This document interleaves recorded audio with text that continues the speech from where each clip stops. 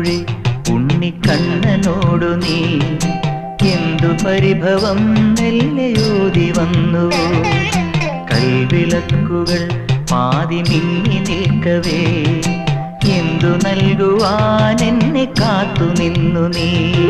തൃപ്രസാദവും മൗന ചുംബനങ്ങളും പങ്കുവയ്ക്കുവാനോടി വന്നതാണു ഞാൻ.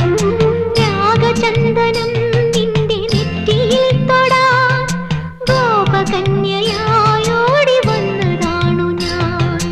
അമ്പലപ്പുഴി ഉണ്ണിക്കണ്ണനോടു നീ എന്തു പരിഭവം മെല്ലെയോതി വന്നുവോ?